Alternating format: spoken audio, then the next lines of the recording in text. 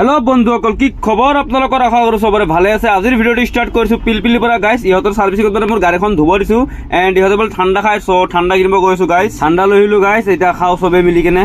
ইয়াৰ নাম হৈছে পুষ্পাঞ্জলি। ই বলে ঠান্ডা পোৱা নাই, সবে মিলি বলে খাই দিছে গাইস। সো ইয়াক লগত কৰি লৈ গৈছো, ইয়াক ঠান্ডা কিনি দিম বিকজ সদা সদা ই মোৰ গাড়ীটো পৰা চালিয়াকে ধুই ঠান্ডা কিনি পুষ্পাঞ্জলিক খেলাই দিলো এন্ড ময়ো আহি গলো। মোৰ বুকিং আহিছে এয়াৰপৰ্টৰ। বাকি গৰমটো গমে পাইছে গাইস, কব নালাগে। एंड जाओ इतना पिकअप करिब पिकअप पॉइंटत आहि पालो। पिकअप पॉइंटत एटु बिल्डिंगर পৰা মানুহ পিকআপ কৰিব আছে গাইস। বাকি থাৰখনো ভালে লাগিছে, বেয়া লাগা নাই। পিকআপ কৰি আহি পালো মই এনইএফ কলেজ এন্ড গৈ আছো গাইস। ইতালে এনইএফ কলেজ পোৱা নাই, মানে এনইএফ ৰ ৰডত আছো। তো বাকি এতে থাক নতুনকে দুটা স্পিড ব্ৰেকাৰ দি দিছে এন্ড কথা পাতি পাতি আহি পালো আমি হাইৱেত সব একদম ডাৱৰীয়া বতৰ। আই থিংক আগত বৰষুণ হ'ব পাৰে এয়াৰপৰ্টত, কনফাৰ্ম নহয় গাইস। সো ভিডিওটো হেফলৈ চাই থাকিব।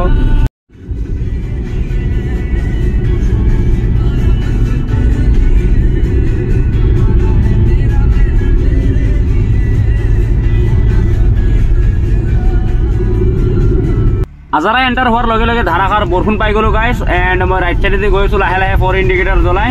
আৰু ইয়াৰ পৰা এয়াৰপৰ্ট 4 কিলোমিটাৰ আছে, মানে 3 মিনিট 4 মিনিট যাই পাই যাম গাইস। আহি পালো এয়াৰপৰ্ট গাইস এন্ড আগত দেখা হৈছে টোল গেট হয়। তো জলদি জলদি টিকেটটো লৈ লওঁ, লৈ কেনে মানুহটোক নামাই এগেইন জলদি জলদি ওলাই যাওঁ বিকজ 10 মিনিট টাইম থাকে বাহিৰত ওলোৱা। তো 10 মিনিটৰ আগত আপুনি ওলাব লাগিব, নহলে পাৰ্কিং দিব লাগিব। সো 10 মিনিটৰ আগে জলদি জলদি ওলাই যাওঁ একদম এয়াৰপৰ্টৰ ভিতৰত। দেন দাদাক পটাপট নামাই দিওঁ। এইটো সবৰে গাইস এগুলা উবেৰৰ পাৰ্কিং হয় সব, আৰু এইটো এয়াৰপৰ্ট হয়। তো আমি এতিয়া দাদাক পটকে নামাই দিওঁ, 10 মিনিট ওলাই যাব লাগিব যেনেকাই নহওক গাইস। দাদাজনক নামাই দিলোঁ মই এয়াৰপৰ্টত। আৰু এয়াৰপৰ্টত মানে বহুত বেয়াকে বৰষুণ গাইস, একদম মানে পুৰা ধামাকা বৰষুণ। তো দাদাক মই নামাই দিলাতে এণ্ড মই এতিয়া ওলাই গৈ আছো বাহিৰলৈ, মানে 10 মিনিটৰ ভিতৰত ওলাই যাব লাগিব, নহ'লে একদম ৱাট লগাই দিব গাইস। তো জলদি জলদি গৈ আছো, 10 মিনিটৰ ভিতৰত ওলাব লাগে। অলৰেডি এনে দেৰি হৈ গৈছে। তো চাব পাৰে গাইস ভিতৰৰ চিনখিনি এনেকুৱা। এই টিকেটটো গাইস আগত দেখাব লাগিব, এইটো টিকেট হয়, আগত দেখাব লাগিব, নহ'লে আপোনাক ওলাব নিদিয়ে একদম। আহি পালো গাইস মই বাহিৰত এণ্ড মানে মোবাইলটো চাৰ্জ হোৱা নাই গাড়ীত, কিয় বা গাড়ীত কিবা এটা প্ৰব্লেম হৈছে। তো মোবাইলটো চাৰ্জ দিব পৰা নাই, তো মোবাইলটো চাৰ্জ নাই।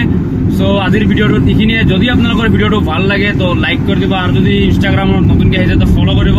তাত থাকিলে বাই বাই।